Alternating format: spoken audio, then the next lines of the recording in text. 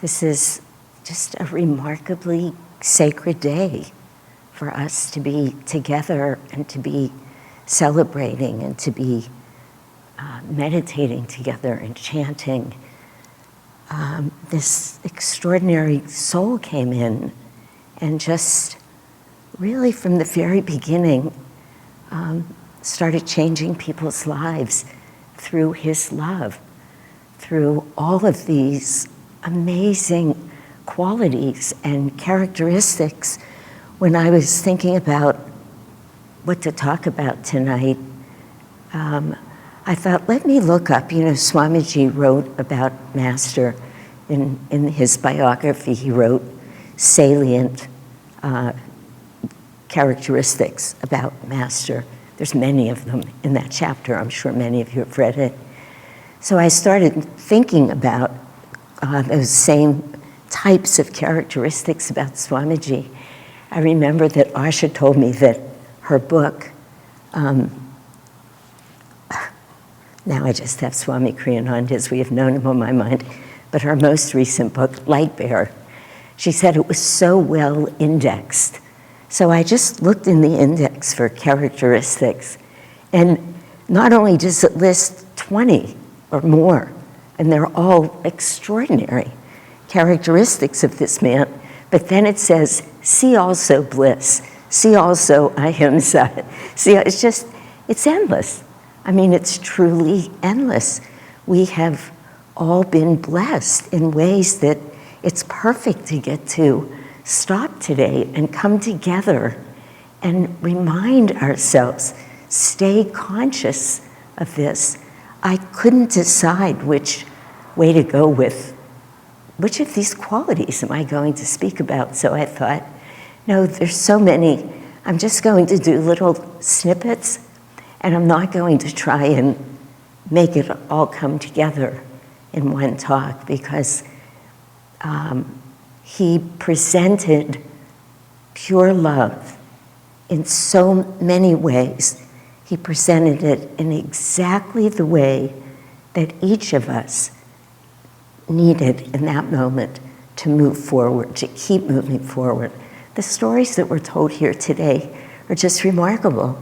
People who never met him or people who have known him all of their lives, and yet, and there are many stories, I'm sure, but there are those one or two or three or four where you realize your life has just been changed by being in his presence. In this blog that Jyotish referred to, which I'm sure at least some of you have read, he tells the most amazing story of the first day that he met Swami Kriyananda. He walked up to his apartment, unannounced, uninvited, a total stranger. He knocks on the door, tells Swamiji he heard of him and wanted to come and meet him. And Swamiji says to him, we're just on our way out. It's a beautiful day. We were going to go to Golden Gate Park and have a picnic. And then he looks at Jyotish and his brother-in-law, and he said, come with us. Why don't you just come with us? And Jyotish says in that blog, how many people do you think would have done that? You're on your way out with a group of friends. A stranger comes up to your door. And Jyotish said, I can't think of one other person. And it's just so true. But I thought about that story a lot since I read the blog, and I thought, Swamiji lived in such a perfect state of love. It reminded me instantly of the way Patanjali talks about perfecting the yamas and niyamas and what happens. When you live with perfect love, no harm can come to you. There would be nothing for Swamiji to be concerned about. I mean, many of us would say, will he interrupt the day? Will this happen? Will that happen? None of that. He just invited him in, knowing, I mean, of course, probably knowing much more than we can even imagine, because Jyotish says, he said, I shudder to think what would have happened had he not invited me. Had any of these stories not happened, where would our lives be? What would we be doing? Because we all know what it's like to be drawn out, drawn away, no matter how old we are, how young we are, how old we are. But here's Divine Mother through Swamiji saving life after life, uplifting it, infusing it with such love and such greatness. It's so beautiful. It's almost all that needs to be said. It's brought tears to my eyes several times this week. Keshava and I had a very interesting experience. He doesn't know this, but I had an interesting experience, I should say. We got together whenever it was to talk about the program, and Keshava had written a program, and it was lovely. I mean, in most ways, this is the program. We changed a little bit. But he was going to start the program with Hello There, Brother Bluebell, and The Secret of Laughter. And I looked at that, and I just couldn't get with it. But I didn't want to say to him, no, no, no, no. I thought, you can't do that, Shanti. Maybe you could change one song. But he is, after all, the musician. But we're all, of course, attuned to this music. So I said to him, let me think about it. He was right there. He said, change whatever you want. I know it's a little unusual to start with that vibration of music. Change whatever you want. So I got the next day maybe just very quiet, and I started thinking of songs of Swamiji's that I would love to see in the program. And when I got down to 18, I stopped. And I said to myself, this is just the point. It's all Swamiji. He presents himself. He just draws you this way or that way. The secret of laughter lies in the laughing, not in the, I mean, it's just every song, every bit of his energy was so beautiful, and you could follow that thread and arrive at the same place that we're all describing, of this incredibly uplifted, perfect love of everything and everyone. And each song could take us there. And if Keshava was feeling at that time, so we did leave in The Secret of Laughter. I mean, really, we only changed one or two pieces of music, but it didn't matter. It's just, where was I in the moment? Where was he? Where Swamiji was? It didn't vary at all. I was looking at the Monday, used to be Monday, I think sometimes it's gone to Tuesday morning. It's perfectly fine, this beautiful piece that Sai Ganesh writes every week. And for this evening, he has a picture of Swamiji, where Swamiji's sitting there with, he's reading, I can't, P.G. Woodhouse, yeah. And so he's got this big, fabulous smile on his face. And the picture just drew me in. You know, it's on my laptop, it's this big. And I was like this, just going in and in. Then it led me to do the best kind of surfing of the net. I just started looking for pictures of Swamiji and allowing myself to be drawn into them and absorbed into them. And I had the same experience, like up here on this magnificent altar, whether he was a brand new baby, you can't quite see his eyes there, but then he's a little boy, and then he's a laughing little boy, he's a serious little boy, and then he's older, and then older and older. But you look in his eyes, and in every moment, I've never done that before. I've always looked in Master's eyes, often right before I meditate. And just these last couple of days, I said to Sai Ganesh, I wrote him, I said, would you put just that picture out today as publicity? I mean, he sent it. I have no idea who looked at it or who didn't, but I looked at it. That picture was so captivating, but then everyone was. It's like, can we just have, this whole series of pictures of Swamiji? We're going to see some actually in just a little bit. However we plug into him, whatever we do, Jyotish wrote a beautiful line where he said, my life has been transformed by constantly trying to live by his example. And again, wherever he was, whether he was playing music, whether he was giving a talk, reaching out and grabbing somebody's hand. So 40 years later, they don't forget it. They know what that felt like to be grabbed by him, whether we see him walk into a room or we hear the music for the first time. He is constantly, he lived in a state of finding each of us and reminding us, as he still does. Now we're just telling the stories. We just get to move on and share that love through each of us, through the smiles, through the joy, through this extraordinary gratitude. It's just like Jyotish said. I shudder to think what it would have been like had he not been in my life. And I'm certain everyone here, however we would say it, we would feel it.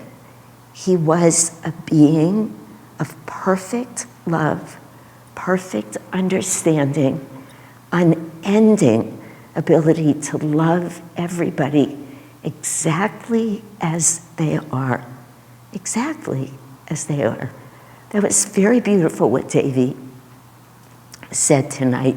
And I've actually heard Asha say the same thing in her own words, but never, ever.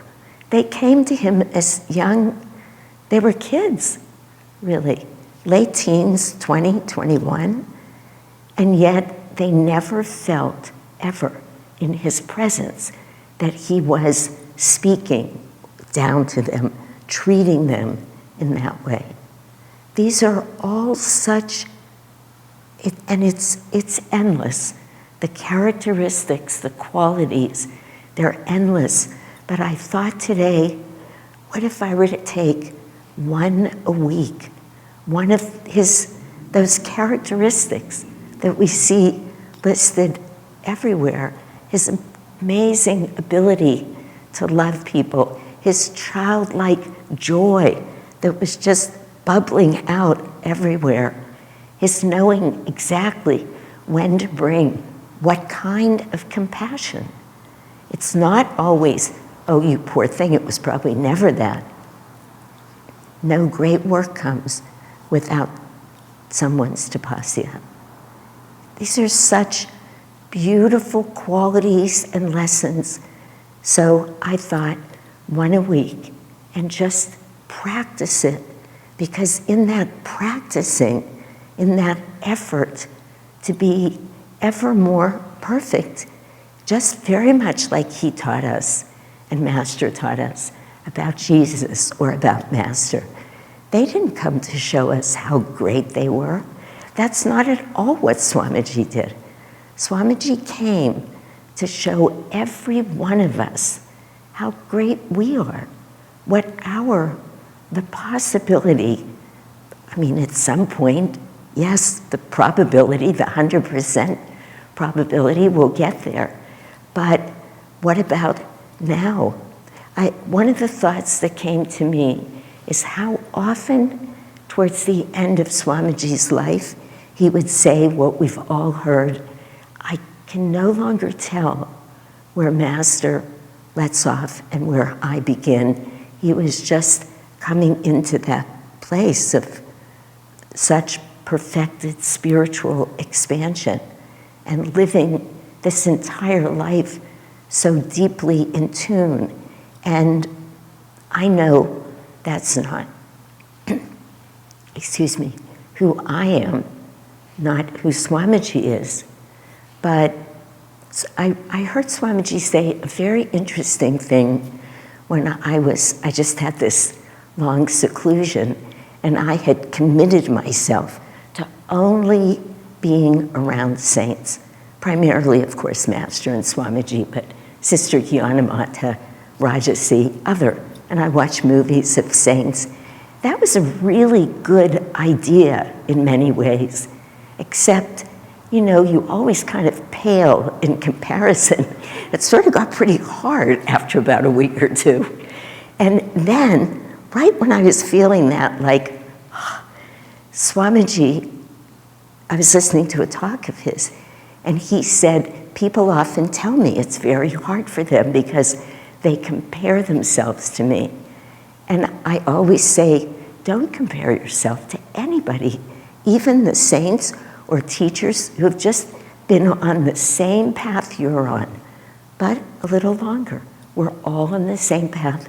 We're all going to reach the same end. And so yesterday I thought, what if we practiced enough really living in Swamiji's image and with his teachings, that we might, before this life is over,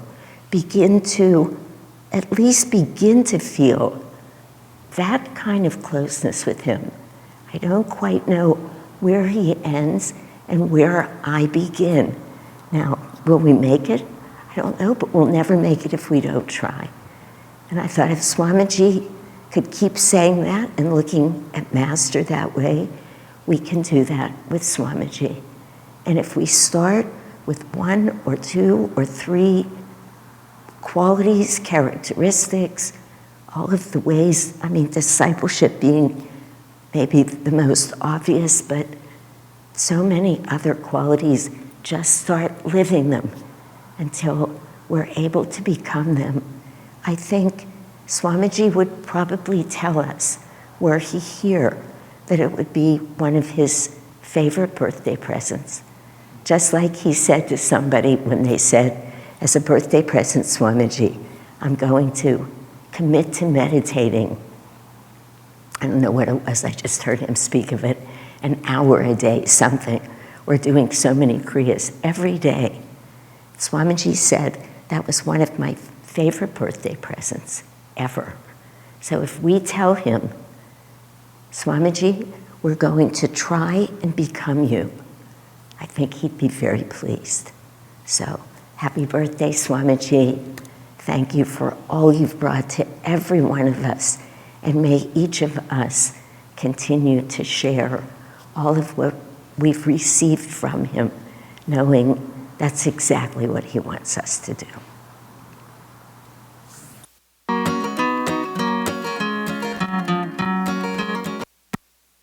If you're seeking freedom in a revolution, no, if you're seeking freedom, you won't find it there. For once the guns stop blazing, you'll find it amazing how the world can drag on just as before.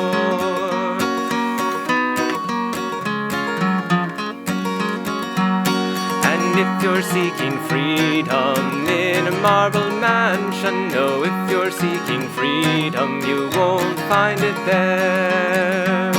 For even when it's sunny, you'll be counting money, keeping up that showcase, your face lined with care.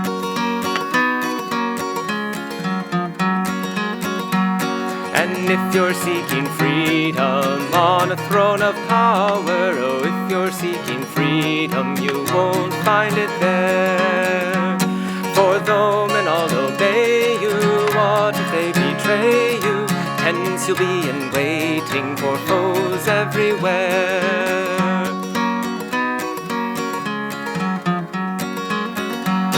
But if you're seeking freedom, cast away desires. Why barter like a beggar? You've wealth everywhere.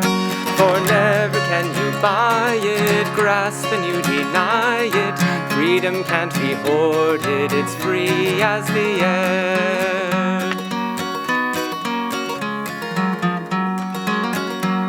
And if you're seeking freedom, seek it on the mountains. Got sunlight on your shoulders, the wind in your hair.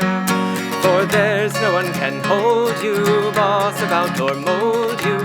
Once your heart is free, you'll be king everywhere. For there's no one can hold you, boss about or mold you. Once your heart is free, you'll be king everywhere.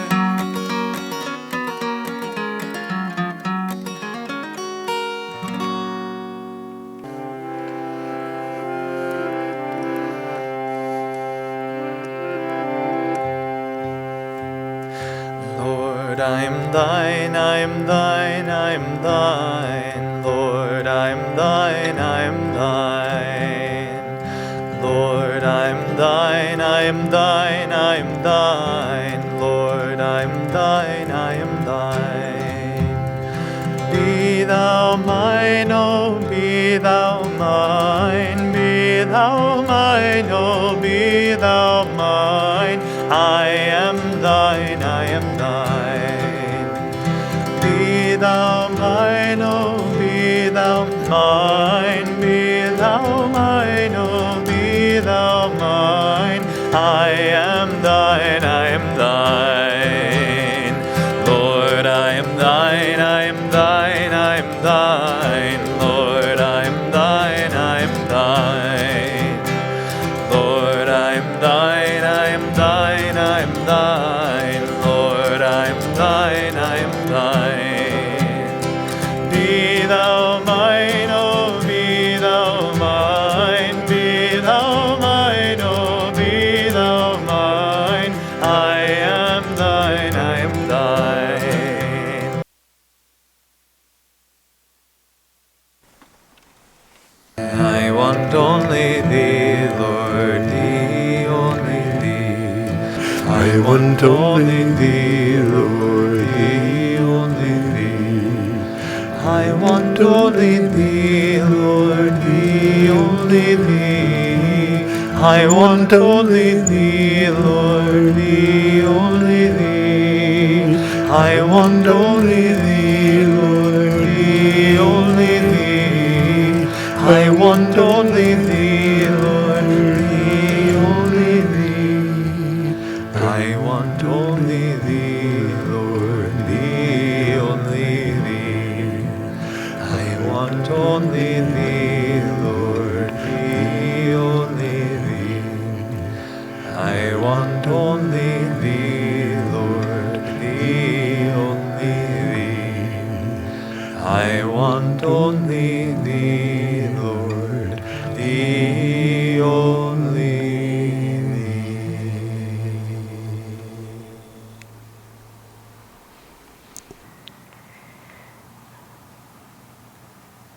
Holding the words of this chant, which really was the theme, the truth of Swamiji's life, and at the very least, a beautiful affirmation for all of us. Let's take a deep inside and we'll meditate together.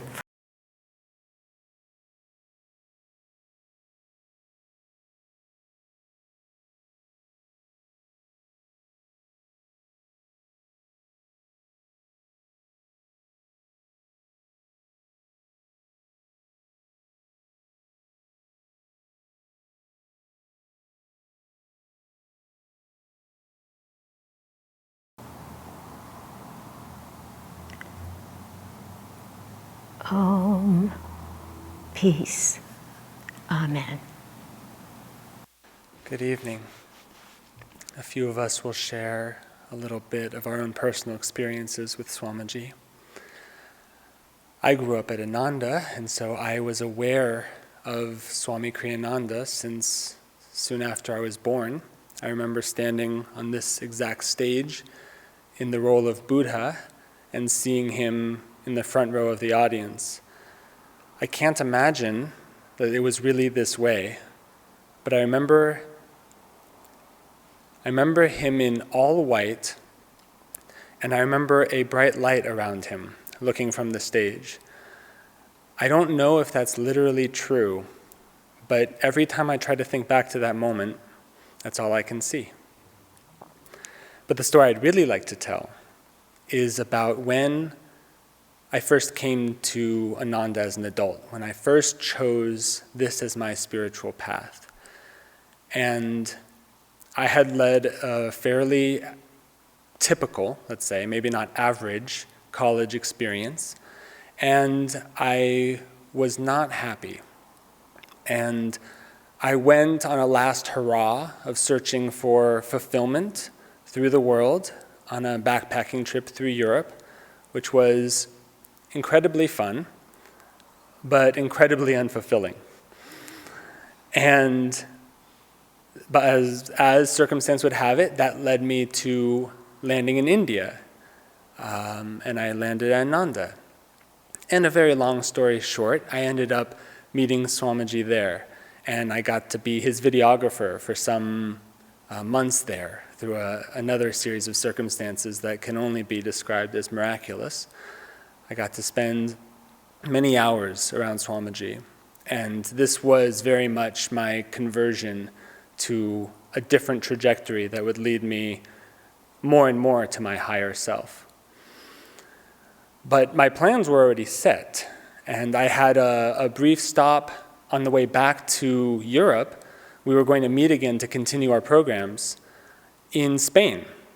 So we were to meet in Italy, but I already had these tickets, and so I continued back to Spain on my own for the first time since being in this environment of Ananda and then the supercharged environment that is Swami Kriyananda'a. And let's say those first months were completely transformative, or so I thought. But as soon as I was on my own, and in my own, no one around to know whether I was being my highest self, I found it much more difficult to do that. And in Spain, I was there 2 weeks, and I surprisingly quickly, fell back into old habits. And they weren't, particularly terrible, but they weren't upward pulling. Certainly, they could be described as downward pulling. And at the end of this 2-week period, I was a little disappointed in myself as I went back to Italy to meet Swamiji. I don't know if guilty is the right word, but it certainly didn't feel good. I felt like I had not lived up to the ideal that Swamiji had shown me of myself.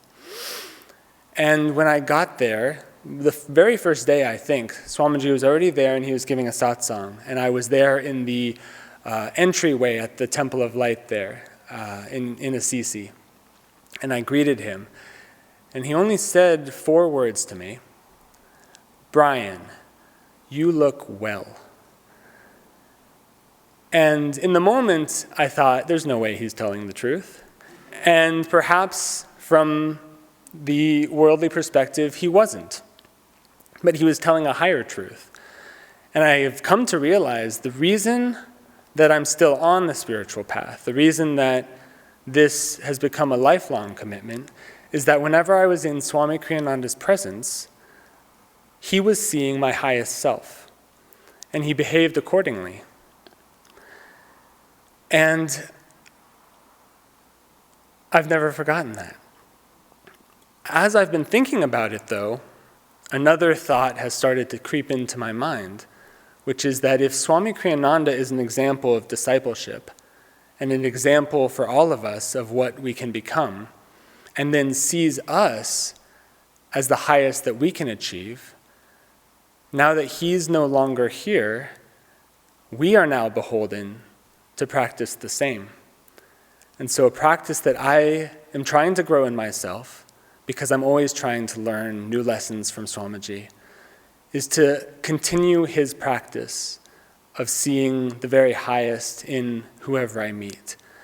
And just like then, not all days are successes, and sometimes I am in unsupportive environments and I can stumble. But I know that if Swamiji was here, he would still say the same thing to me on a good day or a bad day. Now he'd say, Aryavan, you look well. Thank you.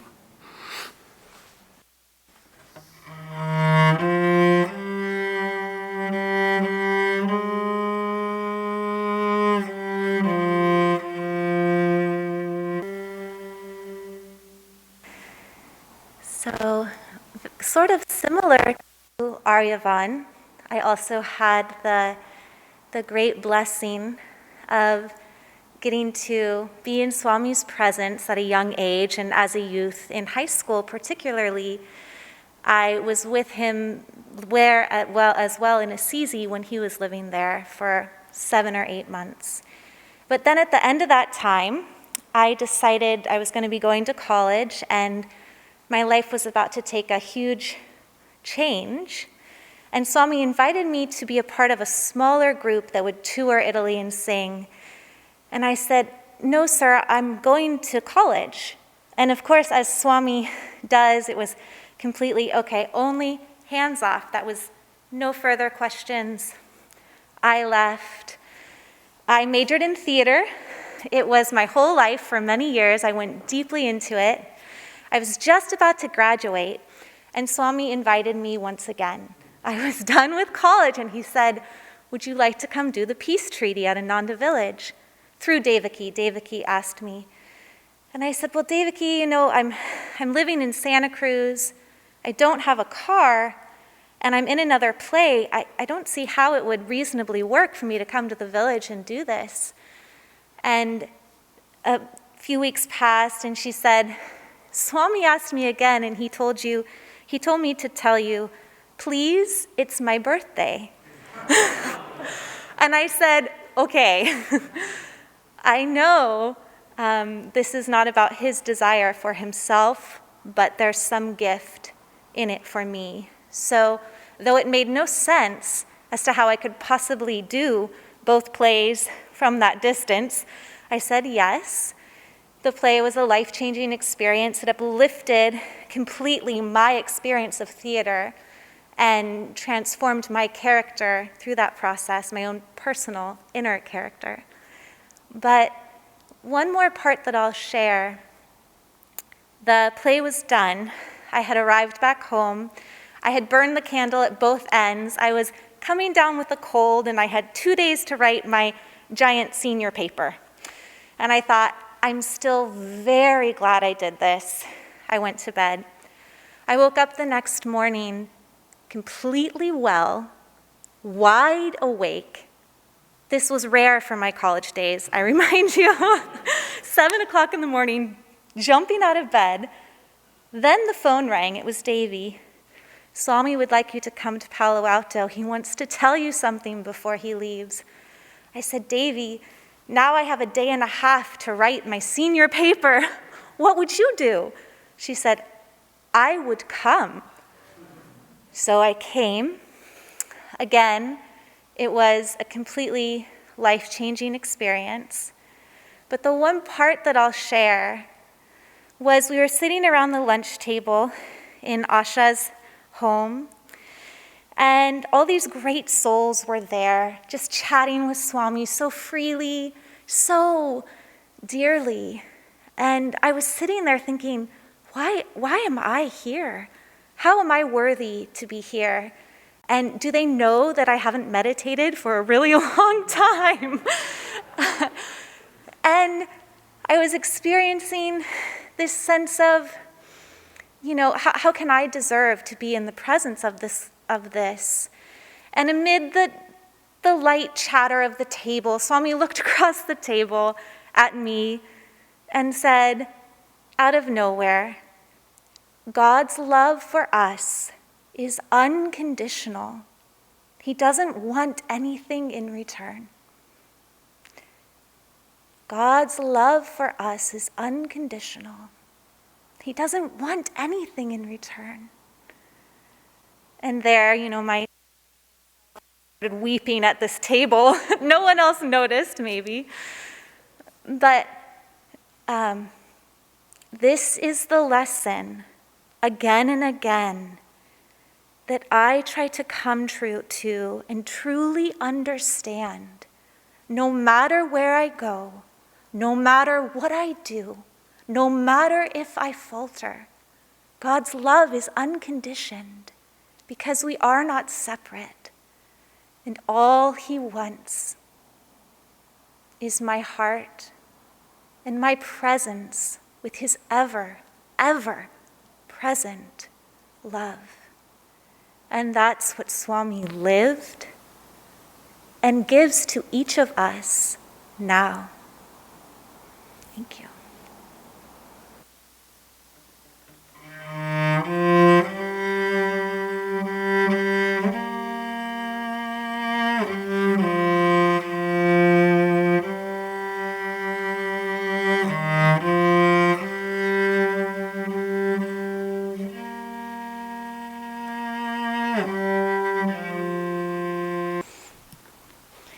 Thank you, Rose. That was so beautiful. Well, I hope this isn't too much of a cop-out. I'm going to read a little bit, then I'll tell a brief story personally. This is from Swami's book, The New Path, and it reminds me of Swami, which is why I'm going to share it. Master had the amazing gift of universal friendship. Each of us felt in some way uniquely loved by him. At the same time, it was a completely impersonal relationship, one in which outward favors counted for little. Such always, as I've come to understand, is divine friendship.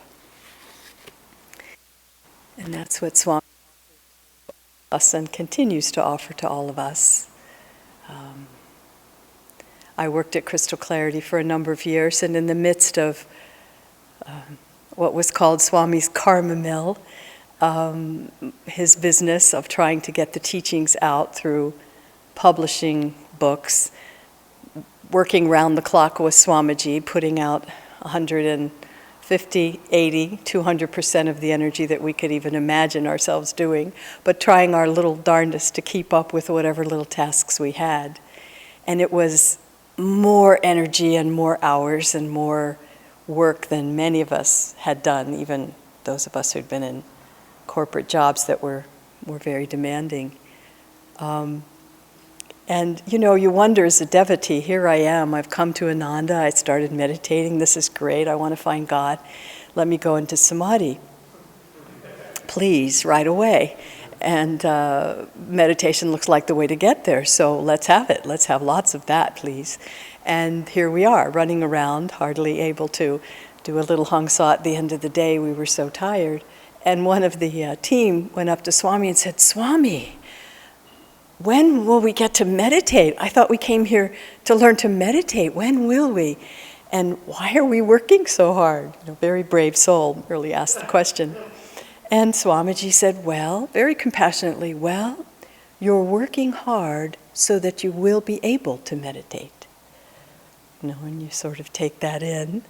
And what I've observed looking over the years at people who worked really, really hard, a lot of karma yoga, a lot of selfless service, is they're the ones who could meditate more deeply.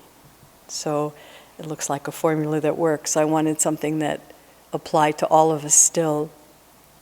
And I'm just going to put a little tiny plug for those of us who did a lot of karma yoga when we were younger.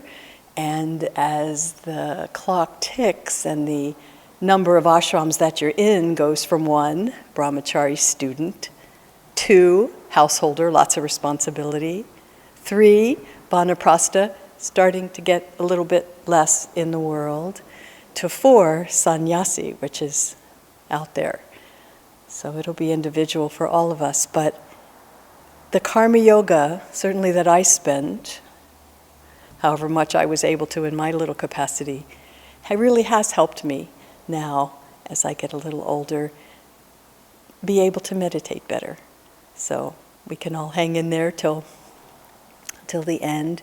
And Swamiji, I love what he said in that play, in the movie, the Finding Happiness, at the very end when the reporter who had become attuned to him enough so that she really knew more of what Swami was about and was about to leave the end of the play, and you watch them on the screen, she's really tuning into him, and he says, I think off script, well, why don't you just kneel here and I'll give you a blessing.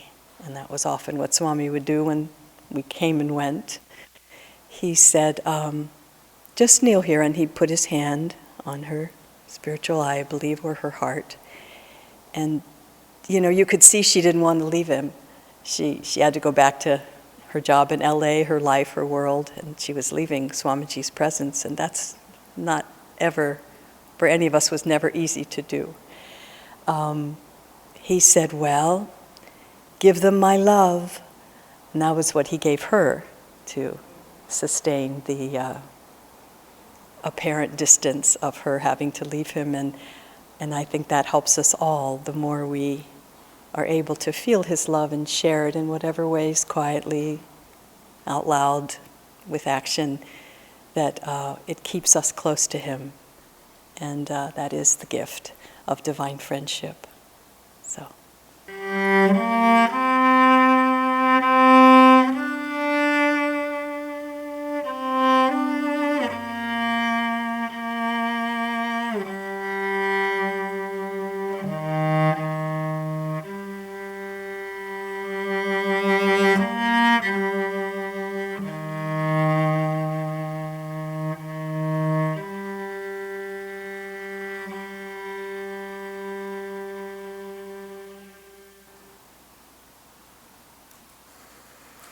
Dear Swamiji,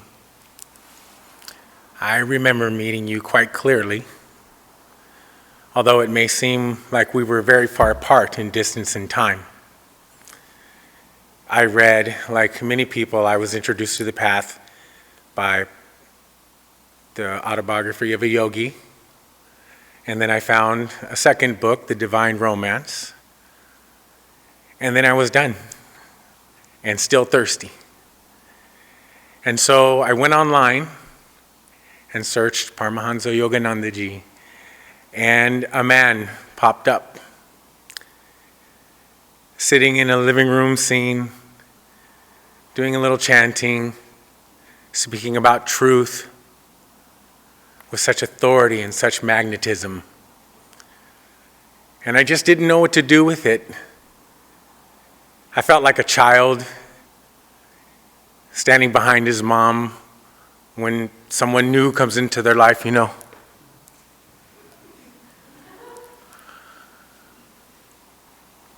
But I couldn't stop watching. Who was this guy? And so I watched episode after episode, and Swamiji just became a friend sitting in my living room, sharing truth with me. There's like 200 episodes. And then I came on the path here with Ananda and started reading Swamiji's books and started listening to his music. If we want to know Swamiji, listen to his music. And singing his music. And most recently, there's been another phenomena happening for me.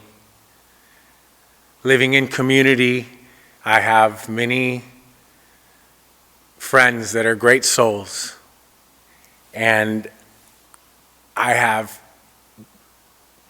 received some beautiful, uplifting guidance, and I've been the recipient of some really beautiful gifts and seva. And then I've shared those moments with other great souls that I live with.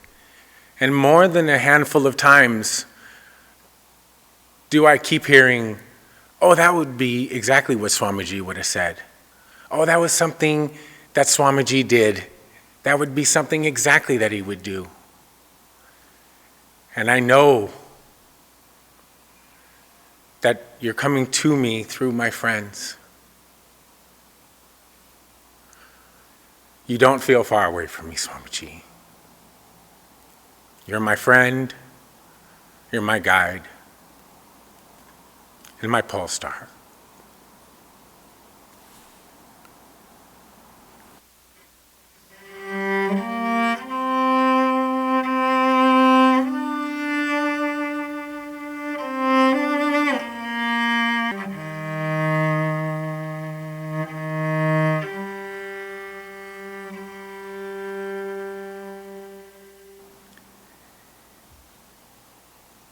I don't remember if what I'm going to share with you is the very first time I saw Swamiji, but it was the very first time that I saw him at close range and that he touched me. It was many years ago, almost 40. And I had gone to the San Francisco house to meet my friend, who is now Devi. At the time she was Joanne. And I had been her teacher in college. I started young. And it happened to be a weekend that Swami was at the San Francisco house. There was some reception happening. I'm not even sure what it was. But I was standing in the room, the living room, and he walked in. And Devi said to me, "Oh, you have to meet Swamiji." So she brought me over to him and introduced us, and he reached his hand out, and he took my hand, and he crushed it. And he really hurt me. And I wondered about that. I never told him, I'm sure he knew in retrospect, but I was a little put off. And yet, I felt something, but I didn't know what. And then, as things came about, it turned out to be the '82 recession, and I lost my job at the university because they were laying off part-time teachers, and I was the sole support of 2 kids, and I couldn't find a job. I even had a job where they accepted me, and then I said, "Give me till Monday because I have to figure this out." It meant traveling. And then when I called them back up, they said, "I'm sorry, we gave it to somebody else." And I said, "That's very unprofessional. How could you do that?" And then I said, "You know, God's finger is in this. I just feel that. So I'm not going to do anything more. I accept it. Go ahead with your new person." And at that moment, Joanne calls and she says, "You know, Spiritual Renewal Week is just around the corner. Nothing's happening for you. It's August. School starts in September. You don't have a job. Just take a break from it and come up." So I did. And I was sitting in the Temple of Trees, which is at the old retreat, if those of you who know it, and just feeling the energy. And I knew enough to know that it was a pretty special place. And then Swami came in, the place had filled, and he began to give a talk about how to open your heart. And I remember thinking to myself in that one moment, that's a very interesting topic. I've never really thought of the heart in that way, with that verbiage.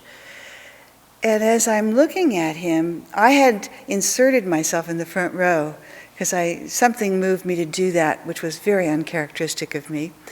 Back row is a friend. And as I looked at him, and I was about from here to this front row from him, and he's talking, and to the right of him, about right over there, was a great big picture of Yogananda, whom I knew from having read the autobiography. And as I heard Swami's voice, my attention focused on the picture, and all of a sudden, there was a communication. I can't explain it. I could never replicate it, but that picture, Yogananda, Master, spoke to me. And his voice resounded not in my ears, but in my heart. And there were no words. It was simply a revelation. That's the closest I can come to it. When Swami stopped talking, I never heard a word about how to open your heart. After that, I was just in another world. I remember Joanne, Janaka Devi, came up to me and she said, "So, do you want to go get some lunch?" And I said, "No." I said, "I have to stay here, and I have to stay here for the rest of my life." And she didn't know, she had no context for it. And then, of course, I explained it to her. And shortly thereafter, 2 weeks, I packed everything up, brought my kids. I remember talking to Puru, I said, "How are you going to be able to work with a single parent with 2 little girls?" And he said, "No problem." He didn't tell the truth. But I moved, and I got there, and I got a place to live, and I got a job, and things worked out. How they worked out, the economics of it, everything else was secondary to that one moment where Swami channeled Master to me. Then later on, after I had been around for quite a while, I had another experience with Swamiji, and I'm going to read it because Asha captured it so beautifully in her book, Swami Kriyananda'a, as we have known him. She also captured the first part of my story. But this part, she almost got it verbatim, and I want to read it. New Year's Day is my birthday, and Swamiji was holding an open house for the community. My children were away visiting their father. We had been divorced for many years, so I was free to go. I decided to walk the 2 miles to Swamiji's home. It had been snowing for days. The forest was magical, pure, white, silent, except for the occasional whoosh as a branch released its accumulated load of snow. It could have been a beautiful walk with God, but I was feeling sorry for myself, and all alone on my birthday. Inwardly, I prayed to Master. "I am so grateful to be at Ananda," I said, "but you know it hasn't been easy. I'm not asking for anything, but sometimes I feel so alone. I long for someone just to hold my hand." Swamiji was standing at the doorway of his house, greeting the community members as they streamed in. When he saw me, he reached out, took me by the hand, and drew me to stand next to him. He didn't say anything. He didn't even look at me. He just went on greeting his guests, holding my hand, the way my children, the way I hold my children when we walk through a crowded place, and I want to be sure they don't wander away from me. After about 5 minutes, when everyone had arrived, Swamiji turned and smiled at me so sweetly, as if to say, "Don't worry, you're not alone." And then he let go of my hand, and we went into the living room so he could begin the evening. Now, since then, I have felt Swamiji holding my hand many, many times, so many times, and being that conduit between me and Master. The vividness of it sometimes fades, and then sometimes I catch myself and I remember, and it's in the remembering that is my salvation. Long I've called you, my Lord, long I've called you. Many years I have longed for your sight. Bathe the darkness with tears of devotion. Offered candles in prayer to your light. How much longer, friend, must I cry your name? I am yours, ever yours. Will you come? Long I've called you, my Lord. Long I've called you. Many years I have longed for your sight. Bathe the darkness with tears of devotion. Offered candles in prayer to your light. How much longer, friend, must I cry your name? I am yours, ever yours. Will you come?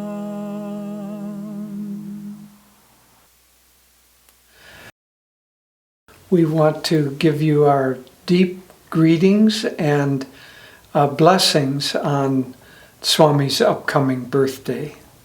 And it's such a joy as the years go by.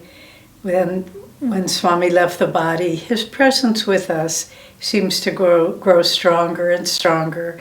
So on the anniversary of his birthday, May 19th, it's a good time to really try to open our hearts and our minds and feel his blessings. You know, I just finished writing a blog on Swami's birthday and some of his wonderful qualities, kindness, divine friendship, expansiveness, and so on. There are so many, many aspects to Swami and facets to what he is and what he did in this lifetime. And we could talk about many, many of those. But I thought for this short little talk that Devi and I are giving for this year's birthday anniversary of Swamiji, to talk about how he dealt with adversity.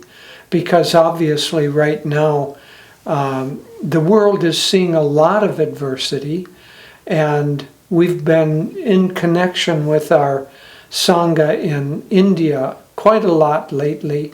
And of course, you know that the pandemic has really flared up there. And then they just got hit with a cyclone, and we're getting videos from our friends there of flooding going on. So I thought that it would be helpful to just touch on how Swamiji dealt with adversity and to reinforce the fact that Ananda, by extension, is doing exactly what he and Master would like us to do. Honestly, I think he and Master are very, very proud or gratified with the way that Ananda people are behaving at this time. But let me come back to dealing with adversity. Swamiji, of course you know, dealt with tremendous adversity. Many outside forces trying to, attack him or limit him. And not only outside forces, but he had almost all his adult life, He had physical karma, diseases and conditions that he was dealing with. You know, we feel that he was really taking on people's karma, or at least karma for the work of Ananda that was being done. One time, Devi and I, in starting our work in Italy, it was a very, very difficult first winter there. And when Swami visited, he didn't really commiserate with us. He just said, no great work is done without someone's tapasya. Well, Ananda is a great work. Master told Swamiji, you have a great work to do, and a great work is not done without someone's tapasya. And Swami did a lot of tapasya on behalf of the world, but specifically on behalf of all of us who are watching this little video. So how did Swamiji deal with adversity, and how is it a model for us to deal with these times of crisis? First of all, he absolutely refused to accept the fact that adversity was unfair. One time he was going through a health crisis, and someone said half-jokingly to him, "Oh, Divine Mother is just not fair to you, Swami." And he replied very seriously, he said, "Never say that. Never ever say that. Divine Mother gives us exactly what we need, and it's always given out of love." And he was very serious about that.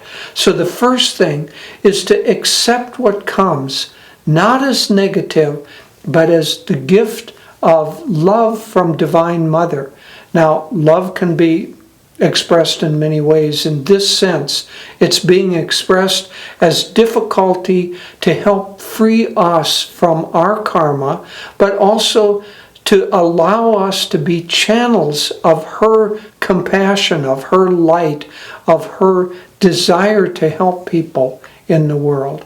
And so always accept whatever comes. That was the first thing that Swami modeled for us. Secondly, never allow yourself, if possible, to put out negative energy. He always put out positive energy. There were many, many reasons to complain or reasons to blame someone else. What good is that? In many cases, it's an impersonal force. Who are you going to blame for that? Well, you can blame governments. If you want to blame, you can always find somebody. But he never went there. So instead of putting out negating energy, put out positive energy, and ask not, why did this happen, or, oh, poor me, but what can I do? And especially, what can I do to help others?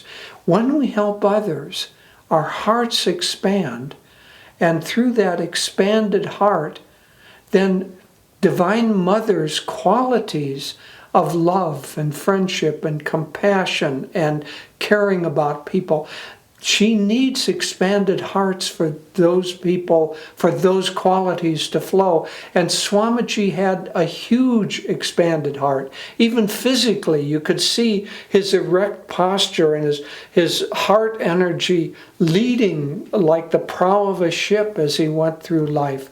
So accept what's happening, put out positive energy, and then the final quality is deep, deep attunement with Master and with Divine Mother and the line of Masters behind. Because all of us, including Swamiji, struggle to a certain extent with adversity. That's the reason that adversity comes. But we are never, ever alone in having to struggle with it. God is always on our side, and Master is always there, helping us and guiding us if we only open ourselves to it. And discipleship and attunement are the way to do that. And Swamiji just was such a beautiful example of both of those qualities. So as I said, there are many, many facets to Swamiji's life, and I don't want to seem as if this little concentration on this facet is unbalanced, because I could talk about many other things. But it seemed an apt subject or an apt way to pick up this little remembrance of Swami for this year. God bless you. Hello, friends. Well, it's a great joy to share with you today some reminiscences and thoughts about Swami Kriyananda'a. There's a very touching and moving shloka, verse in the Bhagavad Gita, where Krishna says to Arjuna asks, who is the better yogi, he who worships God in an unmanifest form or in form? And Krishna's response is, very difficult is the way to worship God in the unmanifest. The yogi is easier for him to direct the heart's natural feeling to a form. I'm paraphrasing, but that's the essence of it. And that's what Swamiji gave to all of us. He really taught me the meaning of divine love and divine friendship. And he did it in such a beautiful way, watching him relate to not only us, but to everyone. And, you know, Swami always was very clear, I'm not the guru, Master's the guru. But Master, we can idealize him, we can sort of project things onto him, but it's a little bit like the unmanifest. But Swami was God in action for us, the divine within him. And he always, how did he project this divine love and friendship? First of all, from the very moment I met him, and without exception, for the many decades I was with him, there was never a moment when he projected to me a feeling of diminished self-worth about myself.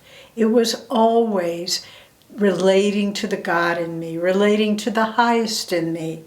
And it wasn't that I always came up to the mark, that he didn't. There were times when he needed to correct me. When he gave me the spiritual name Devi, he said, looked at me very sternly, one might almost say, and he said, I'm going to give you the name Devi, and it means Divine Mother, and you'd better live up to it. But he was projecting to me, you can do this. It wasn't like it was a scolding, but he projected to me in that moment the vibration. And he was saying, hold on to this and live it, and you will become it. And that's what he did in so many ways. I remember when he first asked me, Jyotish and me, to speak at a big public venue. And it was in San Francisco at he was giving a big lecture series at a big auditorium, the Palace of Fine Arts it was, for those of you who know it. And the night before, he gave lectures all weekend, then he was going to be leading the Sunday satsang, or Sunday service. And he said to Jyotish and I the night before, I want you to give part of the talk. I had never spoken in public before, maybe little groups, but I was scared to death. And we were sitting in the front row, and he said, I'll call you up at the right moment. And as I could tell he was wrapping up his speech, and I admit with great shame that the mantra in my mind going on was, I can't do this, I can't do this, there's no way I can do this. And then it was the moment for me to go up and speak. And I literally felt Swami's energy reaching out to my heart and mind, uplifting me, bringing me up onto the stage, and I spoke, and it went easily. I don't know how well, but at least it went easily for me, and that formed the direction of my life. But again, it was like, you can do this, and not in a personal way, not, oh, you're my little sweet friend, or you're my special darling, not at all. But it was that power of the impersonal through the personal friendship and love of Swami Kriyananda'a that made me believe in my own spiritual value. And that's the greatest gift he could give to us. You've often heard us quote this, perhaps. He'd walk into a room of people, and in the beginning, we were just not new novices on the spiritual path. And he'd walk in and with complete sincerity, but power and affirmation, he would say, "Good morning, all you great souls." And at first, we would kind of look around to see who he was speaking to, but then we came to realize he was speaking to us. He was affirming our own spiritual self-worth, value, that we were not in and of ourselves because we were so smart or so eloquent or whatever, but that we were children of God. And that was our value, and that was the best part of us, the highest. And we saw him doing this with people all over the world. I never saw someone in his presence, even if it was a casual encounter with a store clerk or somebody waiting in an airport, where I felt he uplifted their energy. He made them feel something about themselves that maybe he hadn't ever done before. Okay, so now Swami left the body in 2013, but we can, by listening to his voice lecturing, by listening to his music, singing, and the way he chanted and the way he talked about Master and wrote about Master, we can feel his vibration and take it as his way of uplifting you. He often said, if you listen to his talks, he said, "I don't want it to convert you to anything but your own highest self, your own higher self." And that's what he was doing with all of us, converting us to our own higher self. And we can still work with him in that spirit of divine love and friendship and try to discover within ourselves, see us the way Swami saw us, the way he sees us, the way he sees you, even if you never met him. He sees you from his place in Master's bosom as a child of God. And all the rest of it is just dust on the surface that can easily be wiped away. So thank you, Swamiji. We honor your birthday. Thank you for believing in us. Thank you for continuing to believe in every soul that comes to Master's ray with an open and sincere heart. We are grateful to you beyond any words of expression.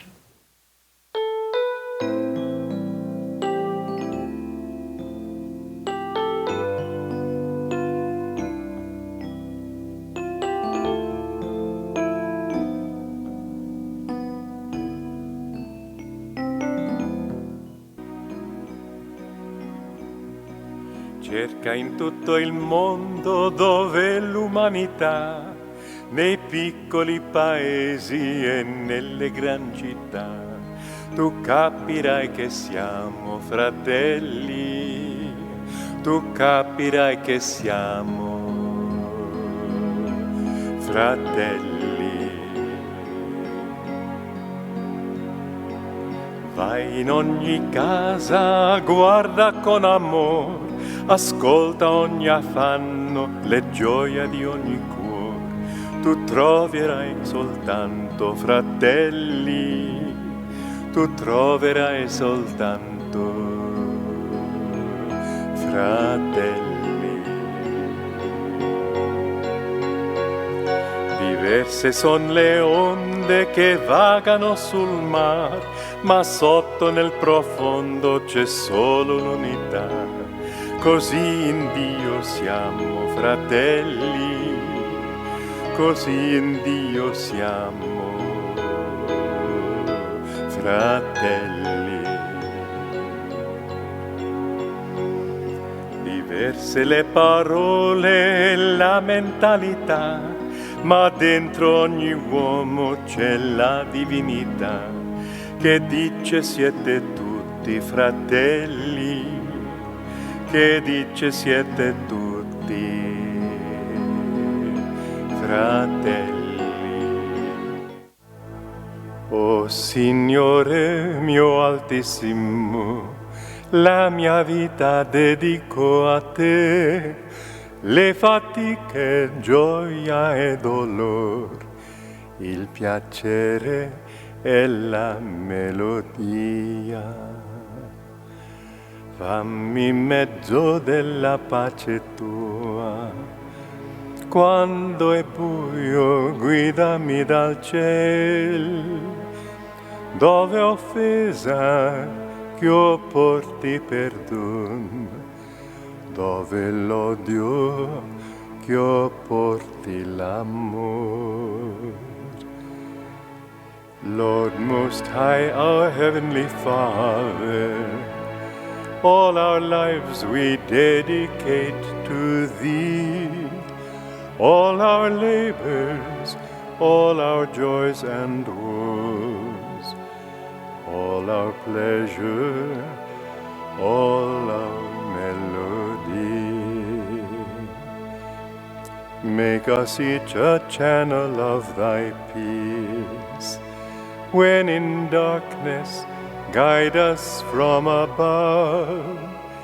Where there's sorrow, may we sow Thy joy. Where there's hatred, may we share Thy love. O Signore mio altissimo, la mia vita dedico a te, le fatiche, gioia e dolor, il piacere e la melodia.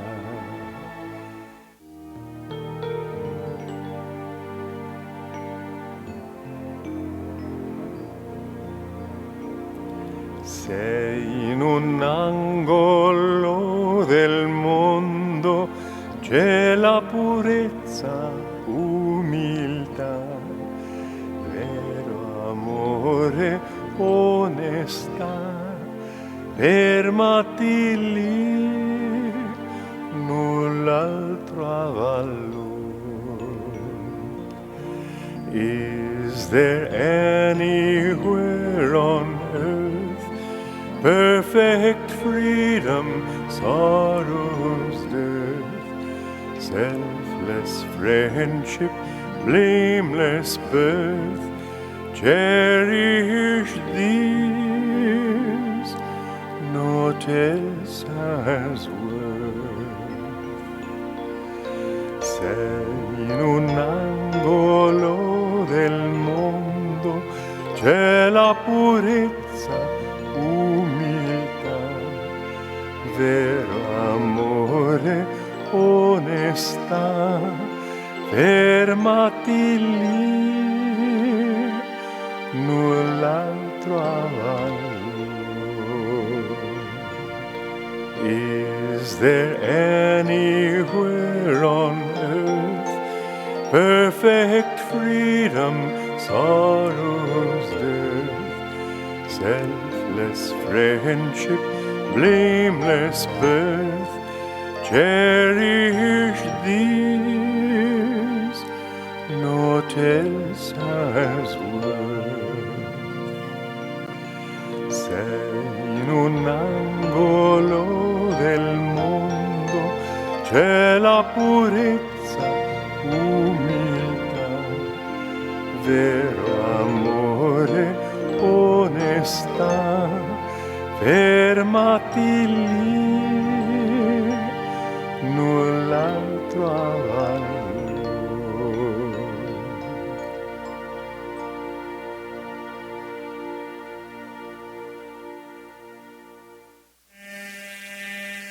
No birth, no death, no cast have I. No birth, no death, no cast have I. Father, mother, have I none? Father, mother, have I none? I am he, blissful spirit, I am he. I am he, blessed spirit, I am he. My nor intellect, nor ego feeling. Mind, nor intellect, nor ego feeling. Sky, nor earth, nor metals am I. Sky, nor earth, nor metals am I. I am He, I am He. Blessed Spirit, I am He. I am He, I am He. Blessed Spirit, I am He. No birth, no death, no caste have I. No birth, no death, no caste have I. Father, mother, have I none. Father, mother, have I none. I am He, I am He. Blessed Spirit, I am He. I am He, I am He. Blessed Spirit, I am He. I am He, I am He. Blessed Spirit, I am He. I am He, I am He. Blessed Spirit, I am He. I am He, I am He. Blessed Spirit, I am He. I am He, I am He. Blessed Spirit, I am He. So do thou, my Lord, so do thou, my Lord, thou and I never apart, thou and I never apart.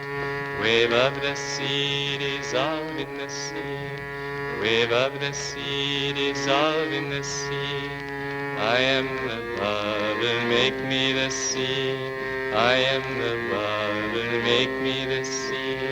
Make me the sea, oh, make me the sea. Make me the sea, oh, make me the sea. I am the bubble, make me the sea. So do thou, my Lord, so do thou, my Lord. Thou and I never apart, thou and I never apart. Wave of the sea, dissolve in the sea. Wave of the sea, dissolve in the sea. I am the bubble, make me the sea. I am the bubble, make me the sea. Make me the sea, make me the sea. Make me the sea, oh, make me the sea. I am the bubble, make me the sea. I am the bubble, make me the sea. So do thou, my Lord, so do thou, my Lord. Thou and I never apart, thou and I never apart. Wave of the sea, dissolve in the sea. Wave of the sea, dissolve in the sea. I am the bubble, make me the sea. Wave of the sea, dissolve in the sea. I am the bubble, make me the sea. I am the bubble, make me the sea. Oh, I am the bubble, make me the sea. Blessed, blessed, the life that is given to God. Blessed, blessed,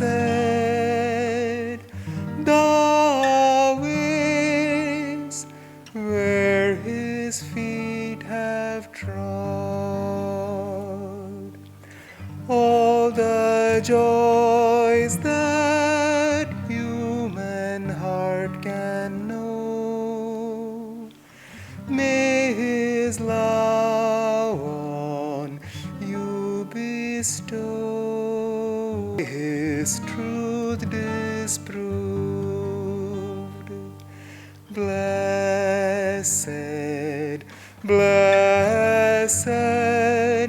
the life that is given to God. Blessed, blessed, the heart open to His love. Blessed, blessed, the light that shines from above. All the wealth for which men ever schemed, all the beauty ever dreamed, all the gains for which men sigh and moan will be harvested in God alone.